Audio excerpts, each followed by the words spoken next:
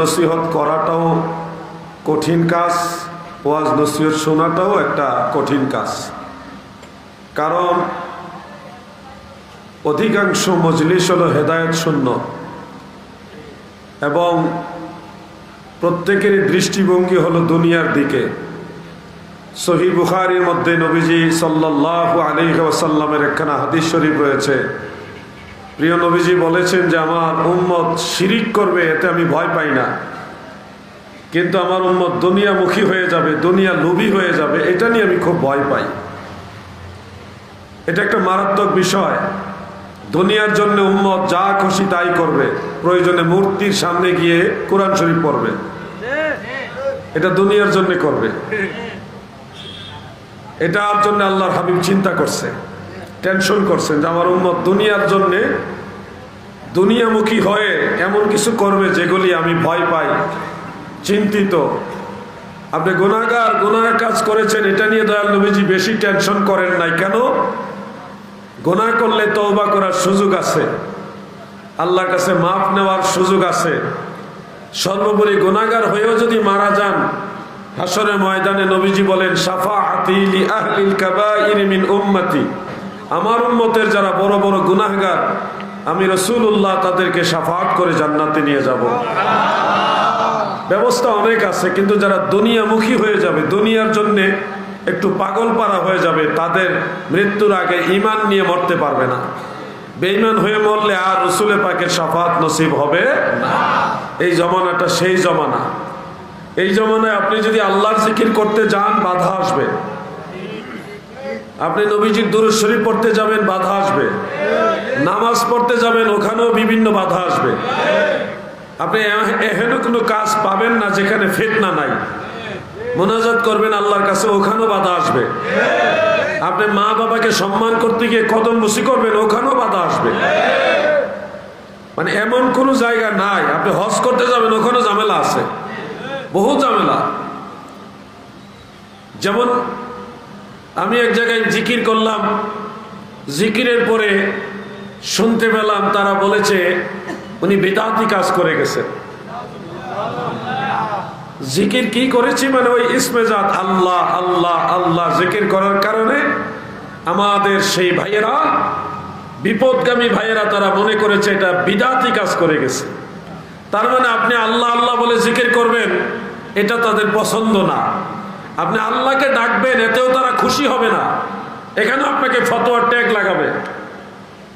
অথচ মহান আল্লাহ তাআলা বলেছেন কাদ আফলাহা মান তাযাক্কা ওয়া যাকারা ইসমা রাব্বিহি ফাসাল্লা।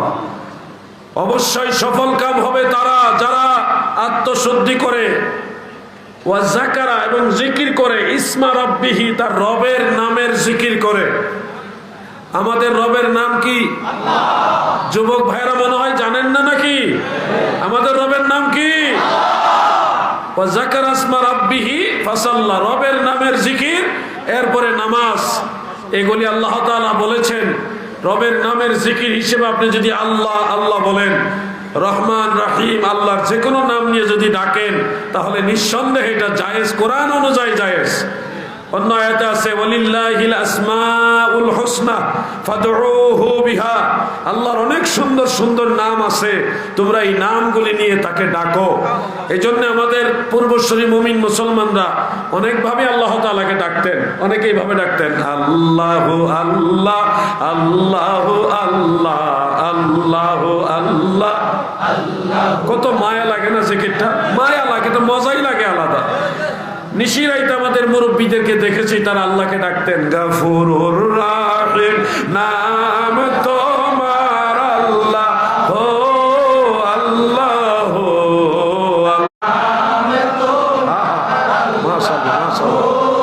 আল্লাহ আল্লাহ। এইভাবেই মানুষ আল্লাহকে ডাকে।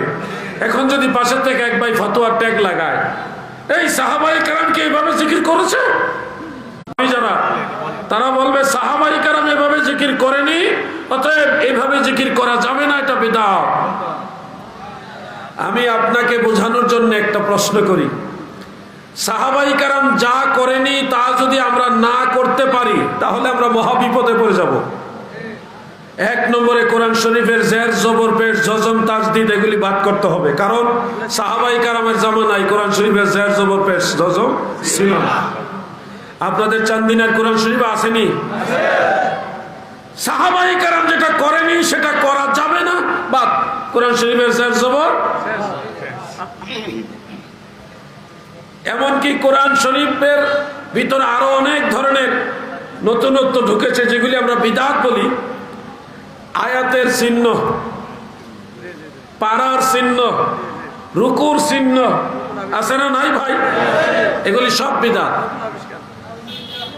কিন্তু নাজায়েজ না, জায়েজ বিদআত। এটা সওয়াবের কাজের বিদআত।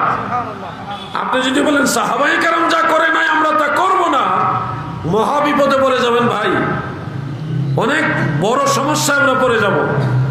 আপনারা যারা আছেন চান্দিনায় মসজিদে নামাজের কাতার সোজা করার জন্য দাগ দেওয়া হয়েছে, এরকম আছে না নাই? আপনারা কি জানেন মসজিদের কাতার সোজা করার এই দাগটা বিদআত? জানেন না? কিন্তু জেনে নেন, ফতোয়ায়ে শামির মধ্যে আরো বহু কিতাবে উল্লেখ আছে কাতার সোজা করা এটা অবশ্যই গুরুত্বপূর্ণ একটা ইবাদত, কিন্তু কাতার সোজা করার জন্য যে দাগ দেওয়া হয়েছে এই দাগ প্রিয় নবীজির জামানাতেও ছিল না, সাহাবাই কেরামের জামানাতেও ছিল না, তাবেঈদের জামানায়ও ছিল না, বহু পরে এটা অ্যাড করা হয়েছে। এখন আপনি যে বললেন সাহাবীরা যা করে নাই আমরা তা করব না, বেদাত, তাহলে কাতার মুছে দিতে হবে, কাতারের দাগ মুছে দিতে হবে। আমরা বলি এটা বিদআত হলেও বিদআতে হাসানা, এটা জায়েজ বিদআত, এটা সওয়াবের কাজ বিদআত, সব বিদআত খারাপ না। আপনাদের এই চান্দিনায় মসজিদে দান বাক্স আছে কিনা ভাইয়া? বলুন তো, আপনাদের জানা আছে কিনা যে দান বাক্স বিদআত? কোন হুজুর এই ওয়াজ ভুলেও করবে না, ভুলেও এই ওয়াজ করবে না যে নবীজির জামানায় দান বাক্স ছিল না, এটা বাদ দিতে হবে, কেউ বলবে না। অথচ এটাও বিদআত, কিন্তু নাজায়েজ না, এটা জায়েজ বিদআত। আপনাদের চান্দিনাতে কোন কোন মসজিদে মিম্বর আসেনি, মিনার আসেনি, মিম্বর নয় মিনারের কথা বলছি, মিনার, মসজিদের মিনার আছে। আপনারা কি জানেন মসজিদের মিনার বিদআত? জানা আসেনি? জানা নাই? আজকে জেনে নেন মসজিদের মিনার রাসূল পাকের জামানায়ও ছিল না, সাহাবীদের জামানায় ছিল না, বাদশাহ হিশাম বিন আব্দুল মালিক উনার জামানায় এসে মসজিদের মিনার আবিষ্কার হয়েছে, অনেক পরে। এটা বিদআত হলেও এটা জায়েজ বিদআত। আপনি যদি বলেন সাহাবাই কেরামের জামানায় যা ছিল না আমরা তা মানি না, করা যাবে না, তাহলে মিনার কি করবেন? কাবাগরেও মিনার আছে, মসজিদ নববী মদিনা শরীফেও মিনার আছে, আছে না নাই?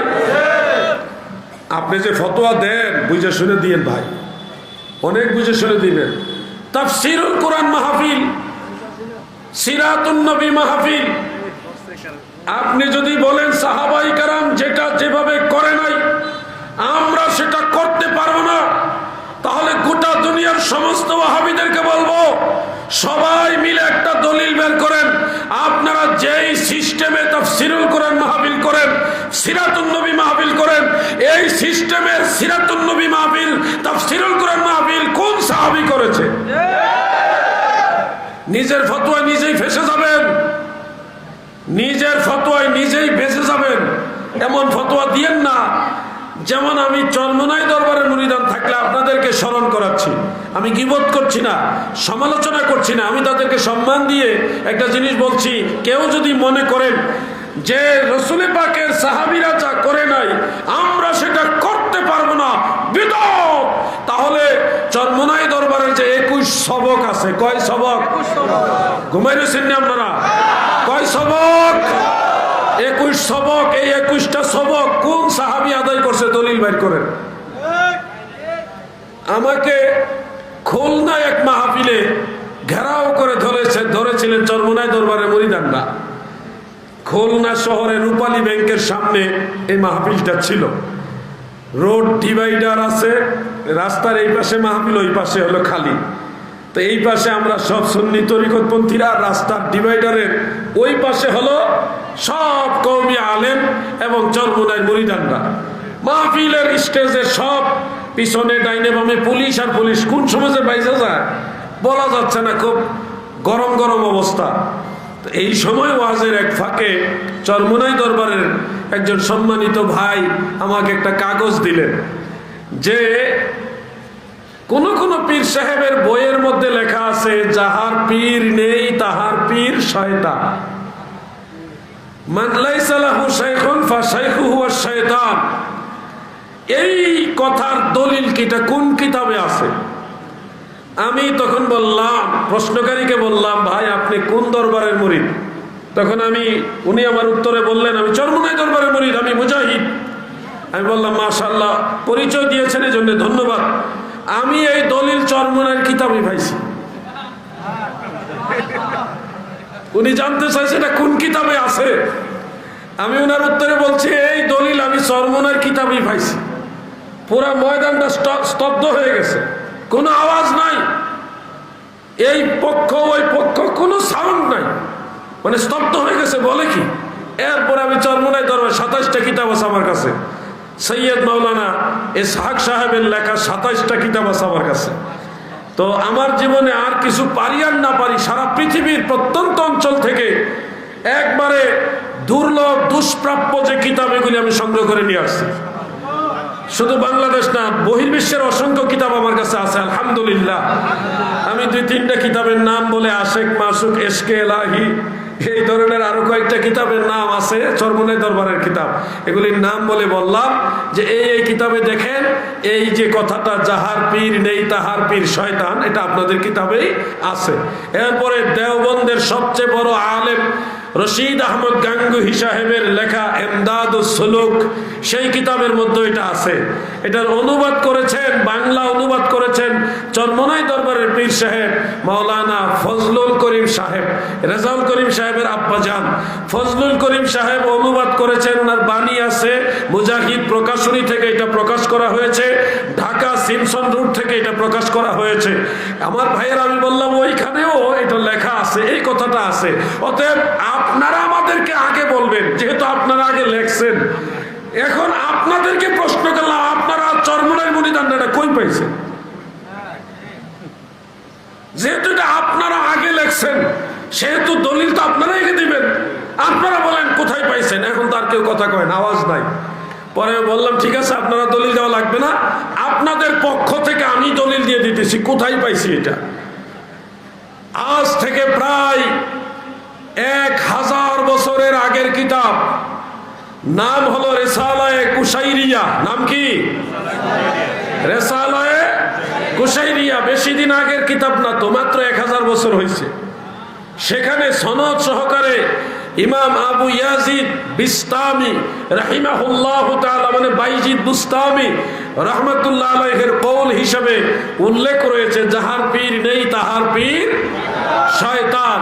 আমার ভাইরা, এই কথাটার একটা ব্যাখ্যা আমি দিয়ে দিই, না হলে আপনাদের ভিতর আবার একটা খটকা লাগবে যে যাহার পীর নেই তার পীর আবার শয়তান হয় কিভাবে। বাস্তব বিষয়টা হলো, পীর না ধরলে যে আপনি শয়তানের অনুসারী তা না। বিষয়টা এরকম, যে লোকের কোনো শরীয়ত অনুসরণের অভিভাবক নাই, নবীর তরিকা অনুসরণের জন্য কোনো পথ প্রদর্শক নাই, ওই লোকের পথ প্রদর্শক হয় শয়তান। কথাটা বুঝতে পারছেন? এখন যে লোক নবীর তরিকা অনুসরণের জন্য কোনো শায়েখ মাশায়েখ, কোনো পীর মুর্শেদ বা কোনো মুহাদ্দিস মুফতি, কোনো বড় আল্লাহর ওলি বা দ্বীন সম্পর্কে জাননেওয়ালা এমন একজন ব্যক্তির অনুসরণ করে না, সেই লোক শয়তানের অনুসারী হয়ে বিভ্রান্ত এবং পথভ্রষ্ট হয়ে ঈমান হারায়া মারা যাবে। এই কথাটাকে বলা হয় যাহার পীর নাই তাহার পীর শয়তান। এই কথার পিছনে কোরআনের আয়াতও আছে। সূরা কাহফের 17 নম্বর আয়াত আল্লাহ তাআলা বলেছেন, মাইয়াহদিয়াল্লাহু ফাহুয়াল মুহতাদি ওয়া মাইয়ুদলিল ফালান তাজিদ লাহু ওয়ালিয়াম মুরশিদা। আমার আল্লাহ যারে হেদায়েত করে গো, আমার মাওলাই যারে হেদায়েত করে সেই হেদায়েত প্রাপ্ত হয়। আল্লাহ যাকে হেদায়েত করে না, আমার আল্লাহ যাকে গোমরা করে ফেলে, সে তার নিজের জন্য কোনো ওলি আল্লাহকে মুর্শিদ হিসেবে খুঁজে পাবে না। এই জন্যে এখান থেকে আমরা বুঝতে পারলাম, মহান আল্লাহ তাআলা যদি হেদায়েতের পথে না রাখে তাহলে আপনার মুর্শিদ থাকবে না। আর আল্লাহ যদি আপনাকে হেদায়েতের পথে রাখে তাহলে কোনো না কোনো কামেল মোকাম্মেল পীর ও মুর্শিদ অথবা কোনো শায়েখ মাশায়েখের সন্ধান আপনি পাবেন, যার সোহবতে থাকার কারণে, যার অনুসরণ করার কারণে আল্লাহর হাবিবের তরিকা আপনি পেয়ে যাবেন। শয়তান আপনাকে গোমরাহ করতে পারবে না। এই কথাটাকে সংক্ষেপে বলা হয় যাহার পীর নেই তাহার পীর শয়তান। প্রিয় ভাই আমার, বোঝানোর জন্য বলছিলাম যে আপনি যদি বলেন সাহাবাই কেরাম যা করে নাই আমরা তা করতে পারবো না, বেদাত, তাহলে চরমোনাই দরবারের মুরিদানরা 21 সবকের দলিল খুঁজে পাবেন না যে কোন সাহাবী করেছেন, তাহলে আপনারাও বিপদে পড়ে যাবেন। প্রিয় ভাই আমার, বন্ধুরা আমার, এই জমানাটা বড় মারাত্মক ফিতনার জমানা। মদিনা মুনাওয়ারায় হজের সময় আমি যখন অবস্থান করছিলাম, আমাকে বেশ কয়েকজন লোক নামাজের অবস্থান, ওই যে নামাজ পড়ার জন্য আগে ভাগেই মসজিদে নববীতে চলে যেতাম, ওখানে তো কাজই হলো একটা নবী করিম সাল্লাল্লাহু আলাইহি সাল্লামের জিয়ারত করা আর বেশি বেশি নামাজ আদায় করা, তাসবিহ তাহলিল করা, এটাই তো ওখানে বেশ মূল কাজ। আমি আগে ভাগে মসজিদে নববী শরীফে গিয়ে বসে আছি, বেশ কয়েকজন লোক এসে আমার কাছে বসলেন, সালাম দিলেন, ভালো মন্দ জিজ্ঞাসা করলেন, পরিচয় হলো। এর মাঝে একজন প্রশ্ন করে বলছেন যে ভাইজান আপনারা হানাফি যারা, আপনারা তো রসুলের হাদিস মানেন না। রসুল করিম সাল্লাল্লাহু আলাইহি ওয়াসাল্লাম বলেছে একটা, আপনারা করেন আরেকটা। তা আমি বললাম যেমন একটা উদাহরণ দেন, কোন বিষয়ে আমরা নবীজির কথাটা মানলাম না। তখন ওনারা বললেন এই যে দেখেন আমরা সবাই মাগরিবের আজান হওয়ার পরে 2 রাকাত নামাজ আদায় করি, তাহিয়াতুল মসজিদ ওনাদের ভাষায়। আমরা নামাজ পড়ি, আপনারা পড়েন না, অথচ সহিহ হাদিসের মধ্যে আছে রাসূল করিম সাল্লাল্লাহু আলাইহি ওয়াসাল্লাম বলেছেন বাইনা কুল্লি আযানাইনি সালাতুন, প্রত্যেক 2 আজানের মাঝে নামাজ আছে। তার মানে আজান হওয়ার পরে একামতের আগে এই 2 আজান, একামতকে আজান বলা হয়েছে আর কি। বাইনা কুল্লি আযানাইনি সালাতুন, আজানের পরে একামতের আগে প্রত্যেক আজান এবং একামতের মাঝে নামাজ রয়েছে। তো সেই হেতুকে আমরা এই সহিহ হাদিস মোতাবেক আজানের পরে, মাগরিবের আজানের পরে একামতের আগে আমরা 2 রাকাত নামাজ আদায় করি। আপনারা হানাফিরা তো এই সহিহ হাদিস আমল করেন না, আপনারা তো নবীজির কথা মানেন না। আমি তখন বলেছিলাম ভাইজানেরা, আপনারা এক হাদিস পড়েছেন, এই ব্যাপারে আরো যে হাদিস আছে ওটা জানেন না, বিদায় আপনারা আমাদেরকে রসুলের হাদিস বিরোধী মনে করতেছেন। এই ব্যাপারে আরো হাদিস আছে, ওটা যদি জানতেন তাহলে হানাফিদেরকে আর আপনারা হাদিস বিরোধী মনে করতে পারতেন না। তখন ওনারা একটু বিস্মিত হলো এবং আমাকে একটু আশ্চর্য জিজ্ঞাসা করলো আপনারা কোন হাদিসের কথা বলছেন। আমি তখন ইমাম আবু বকর বাজ্জার রহমাতুল্লাহ আলাইহির মুসনাদু বাজ্জারের রেফারেন্স দিয়ে বলেছিলাম, সেখানে সহিহ সনদে হাদিস উল্লেখ রয়েছে। আন আব্দুল্লাহ ইবনে বুরাইদা আন আবিহি قال قال رسول الله صلى الله عليه وسلم بين كل آذانين صلاة إلا المغرب। সুবহানাল্লাহ বলেন। হযরত ইবনে বুরাইদা রাদিয়াল্লাহু আনহু তিনি তার পিতার সূত্রে হাদিস বর্ণনা করেছেন। আমার নবীজির সাহাবী হযরত বুরাইদা বলেন, আমার নবীজি বলেন, উম্মতেরা গো,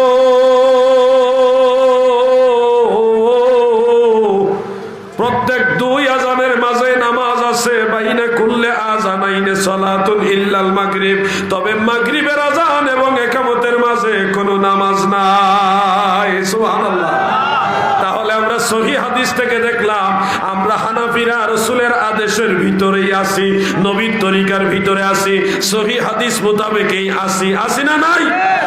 আমরা কিন্তু ফজরের আজানের পরে একামতের আগে সুন্নত 2 রাকাত পড়ি, জোহরের আজানের পরে একামতের আগে 4 রাকাত সুন্নত পড়ি, আসরের আজানের পরে একামতের আগে 4 রাকাত সুন্নত পড়ি, এশারের আজানের পরে একামতের আগে 4 রাকাত সুন্নত পড়ি। মাগরিবেই শুধুমাত্র আজানের পরে একামতের আগে কোন ধরনের সুন্নত নামাজ আমরা পড়ি না, কারণ আল্লাহ রাসূল বলেছে প্রত্যেক 2 আজানের মাঝে নামাজ আছে, কিন্তু মাগরিবের আজান একামতের মাঝে কোনো নামাজ। আমরা ওই হাদিসও পড়ছি, এই হাদিসও পড়ছি, এই জন্য নবীজির যে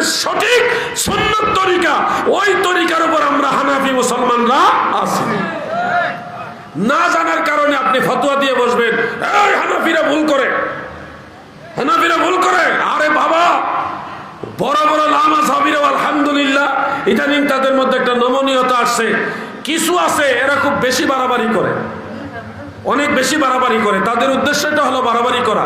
আমরা যারা আছি, আমরা যে কোনো কাজ করি, আমরা হানাফি সুন্নি মুসলমান, আমরা চেষ্টা করি দলিল দিয়ে মানুষকে এটা বুঝাইবার চেষ্টা করি কিনা ভাই? যেমন আপনাদেরকে একটা উদাহরণ দিই, খুব খেয়াল করে মনোযোগ দিয়ে শুনবেন। আপনারা ফরজ নামাজের পরে, জানাজার নামাজের পরে দোয়া করেন কিনা? সবাই করেন?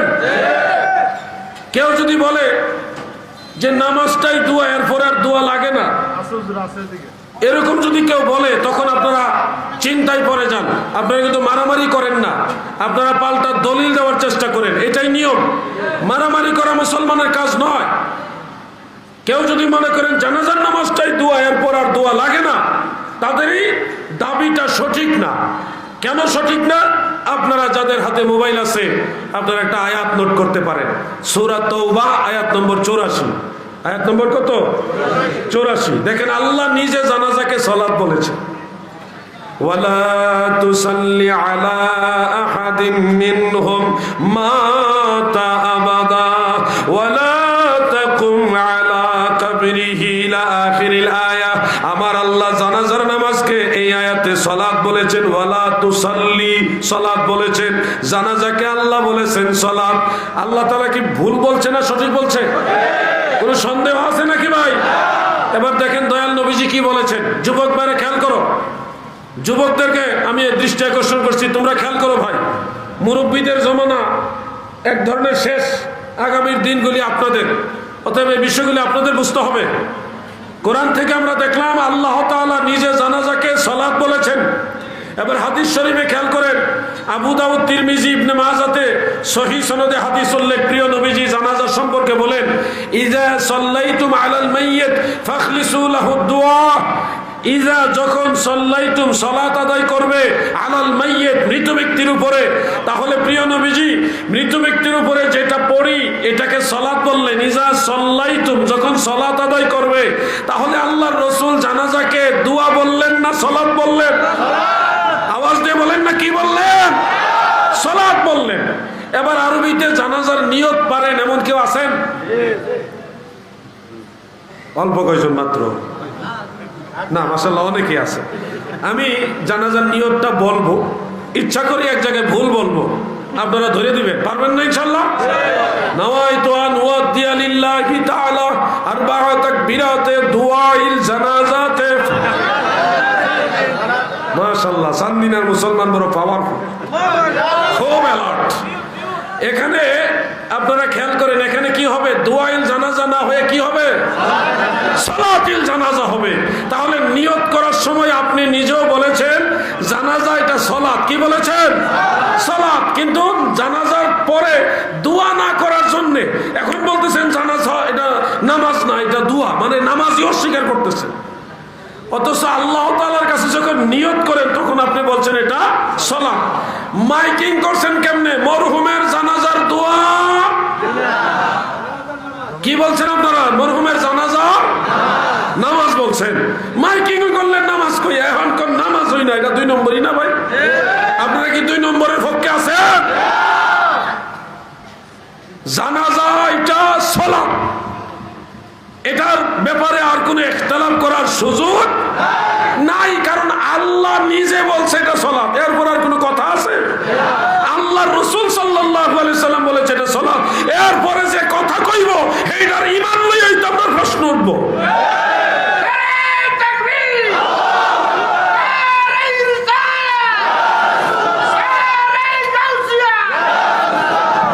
প্রিয় ভাইয়েরা আমার, একটা ফ্যাক্ট আছে, অনেকে মনে করেন যে হুজুর জানাজার ভিতরে তো আমরা দোয়া একটা করছি, আল্লাহুম্মা গফিরলি হাইয়িনা ওয়া মাইয়িতিনা ওয়া শাহিদিনা ওয়া গায়িবিনা, এটা বলছি, এবং নিয়তের মধ্যেও তো আছে ওয়া দুআউ লিহাযাল মাইয়িত। তাহলে যেহেতু জানাজার ভিতরে একটা দোয়া করেছি, পরে আবার দোয়া করার দরকার, এরকম একটা যুক্তি দাঁড়াতে পারে। আমি বলবো ভাই, ওয়া দুআউ লিহাযাল মাইয়িত এটা কিন্তু 3 নম্বর অবস্থান। এর আগে আরো দুইটা আছে। এক নম্বর হলো আসসানাউ লিল্লাহি তাআলা, দুই নম্বর হলো ওয়াসসালাতু আলান নবী, তিন নম্বর হলো ওয়াদুআউ লিহাযাল মাইয়িত। এখন প্রথম দুইটা আপনি বাদ করে দিয়া এক লাফে তিন নম্বরে গেছেন, কোন স্বার্থে? তার মানে বোঝা যাচ্ছে ওনার এই স্বার্থের ভিতরে কোনো ভেজাল আছে। এরপরে আপনি বলবেন যে জানাজার ভিতরে একবার দোয়া হয়েছে, এরপর আর করার দরকার কি? তাহলে আমি আপনাকে বোঝানোর জন্য একটা উপমা দেই। আপনারা অবশ্যই চান্দিনার মানুষ ভাত তরকারি ডাল খান, আওয়াজে বোঝা যায় খান না। ভাতের ভিতরে ছাত্র ভাইরা বলেন তো, ভাতের ভিতরে পানি আছে কিনা? ভাতের শতকরা 97% হলো পানি। তার মানে পানি খাইতেছি আমরা বেশি। তরকারির ঝোলের মধ্যেও পানি। আপনাদের চান্দিনার ডালের ভিতরে পানি আসেনি? পানিওয়ালা ভাত খাইলেন, পানিওয়ালা তরকারির ঝোল খাইলেন, পানিওয়ালা ডাল খাইলেন। যারা বলেন নামাজের ভিতরেই দোয়া হয়েছে, পরে আর দোয়া লাগে না, তাদেরকে ভাত তরকারি ডাল খাওয়াইয়া কইবেন ভাত তরকারির ভিতরে পানি আছে, এখন আর পানি পাইতা না। কথা ঠিক আছে?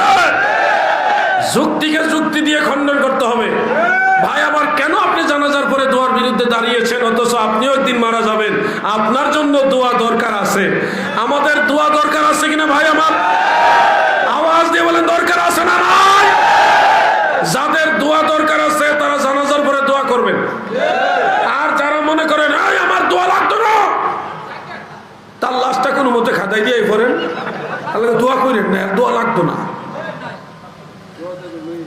ফাঁসান হৃদয়ের মানুষ, তার যেহেতু দোয়া লাগতো না, তার লাগে দোয়া করে লাভ আছে? তুই মর তাড়াতাড়ি, তোর লাগে দোয়া করতাম না। না, এটা অভিমান করে বললাম, সবারই দোয়া দরকার আছে। প্রিয় ভাইয়েরা আমার, আপনারা যদি বলেন এটা বিদআত, জানাজার পরে দোয়া এটা বিদআত, আমি বলবো শুনুন, পাগলামি করবেন না। আল্লাহর রসুল, প্রিয় নবীজি, রাসূলে আরবি, রাসূলে আকরাম হুজুরে পুর নূর সাল্লাল্লাহু আলাইহি ওয়া আলিহি ওয়াসাল্লাম, আমাদের প্রিয় নবীজি স্বয়ং জানাজার পরে দোয়া করেছে। আল্লাহর নবী যদি জানাজার পরে দোয়া করে তাহলে এটা বিদআত। আমি দলিল শোনাচ্ছি। আমি জানি এখানে অনেক সুন্নি ছাড়াও অন্য ভাইরাও আছেন, থাকতেই পারেন, স্বাভাবিক। আপনার আমার শত্রু না। আমার কথাগুলি যদি আপনার বুঝে না পড়ে আপনি মানবেন না, কিন্তু যদি কোরআন হাদিসের কথা হয়, কথা যদি নবীর হয়, তাহলে এটার বাইরে চলার আর রাস্তা আছে? আমি আলাউদ্দিন জিহাদি যেদিন দেখছি আমার দয়াল নবীর আকীদা, সাহাবীদের আকীদার বাইরে কেউ চলতেছে, সে আমার বড় মান্যবর লোক, তারপর আমি তারে বাদ দিয়ে আমি নবীরে মানছি। আমার দয়াল নবীজি আগে, সাহাবাই কেরাম আগে। আমি আপনার মানতে গিয়ে যদি আল্লাহ রসুলের আকীদার বাইরে যাওয়া লাগে, আপনার আমার দরকার নাই, আমার নবীজি দরকার। ঠিক কেন বলে? আমি আপনাদের বলবো একঘেয়েমি করবেন না। আমি আজকে বলে দিয়ে যাচ্ছি, খোদ আল্লাহর হাবিব রাসূল আকরাম সাল্লাল্লাহু আলাইহি ওয়াসাল্লাম জানাজার পরে দোয়া করেছে। দলিলটা নোট করে রাখেন, কাজে লাগবে। সহিহ মুসলিম শরীফ, একেবারে সিহাসিত্তার প্রথম যে দুইটা কিতাব, সহিহ বুখারী, এরপরে হলো সহিহ মুসলিম। এই সহিহ মুসলিমের আন্তর্জাতিক হাদিস নাম্বার হলো 2276, মানে 2276 নম্বর হাদিস। কত নম্বর হাদিস? 2276। আপনাদের মোবাইলের অ্যাপসের সাথে এটা হাদিস নাম্বার মিলবে না। আমি যে হাদিস নাম্বারটা বলেছি এটা ইন্টারন্যাশনাল, মানে আন্তর্জাতিকভাবে সারা ওয়ার্ল্ডে যে নাম্বারটা ফলো করে ওই নাম্বারটা বলেছি। আপনারা যদি খুঁজে না পান আমাকে বলবেন, আমি আপনাদের খুঁজে দিব, ইনশাআল্লাহ বের করে দিব, কোনো টেনশনের কারণ নাই।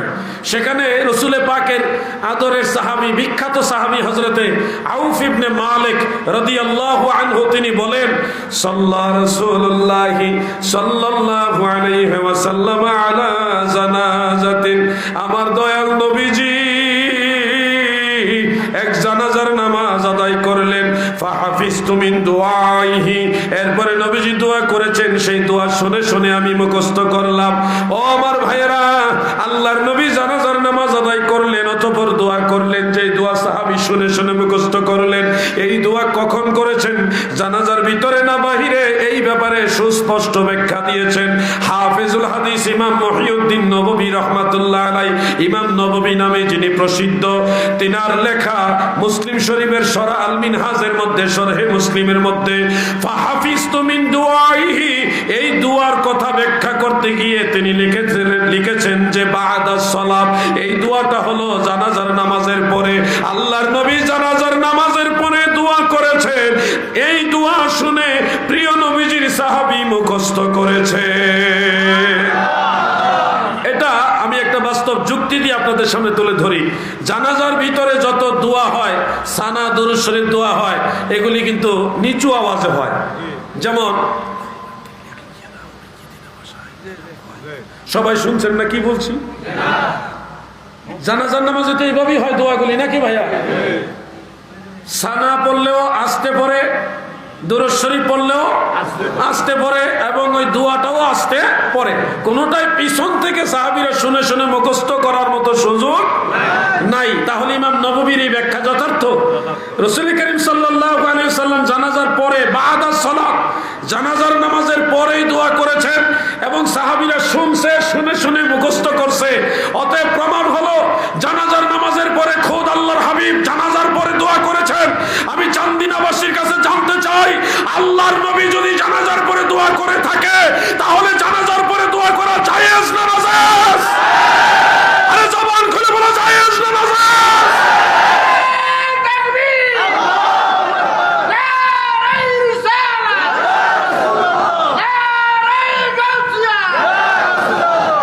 গলাটা দেখছেন? আল্লাহু আকবার। ওনার করে তো খাইয়েছে নাকি? উনি যাইতেছে মক্কা শরীফ, মক্কা শরীফে যদি ওয়াহাবিরা সামনে পড়ে গলা দিয়ে যদি ধমক দেয়, উপায় না ওয়াহাবিরা, উপায় না রে, উপায় না রে ওয়াহাবিরা, তোর উপায় না। খুব সুন্দর জজবাওয়ালা তাকবীর, ভালো লেগেছে। আল্লাহ ওনাকে সুস্থ রেখে নেক হায়াত দারাজ করুন। আমার দাদু ভাইয়ের, আমি কারো বিরুদ্ধে বলছি না, কিন্তু সত্যটা তো বলতে হবে নাকি? কেউ যদি মনে করেন, হে আমার জিহাদি ভাই, আপনি যে বলছেন শরহে মুসলিমের মধ্যে এটা জানাজার পরে দোয়ার কথা আছে, এটা দেখতে চাই, আপনি আমাকে দেখায় দেন। আমি সেই ভাইকে ভালোবেসে বড় মহব্বত করে কিতাব আনেন, আপনার কিতাব থেকে আমি বাইর করে দেখাই দেব। কিন্তু ঝগড়া চাই না, মারামারি চাই না, লাশ নিয়ে টানাটানি হোক, এটা আমরা চাই না। আমরা দোয়া চাই। কি বলেন আপনারা? দোয়া চাই, ঝগড়া চাই না। আপনি যদি মনে করেন আমি করবো না, দোয়া করবো না, ঠিক আছে, আপনি দোয়া করবেন না, চলে যান। কিন্তু কেউ যদি মনে করে আমি দোয়া করব, তাকে বাধা দেওয়ার অধিকার আপনার। আপনি যদি কেন আমি ভাত খাইতাম না, এটা আপনার ব্যক্তিগত ব্যাপার, আপনি ভাত খাইয়েন না, রুটি খান, নাহলে না খেয়ে থাকেন। কিন্তু আরেকজন যদি ভাত খাইতে বসে, তাকে খাবারে বাধা দেওয়ার অধিকার আপনার। আমি যেভাবে বলছি, আমি কি কারো গালাগালি করতেছি নাকি? আপনি হয়তো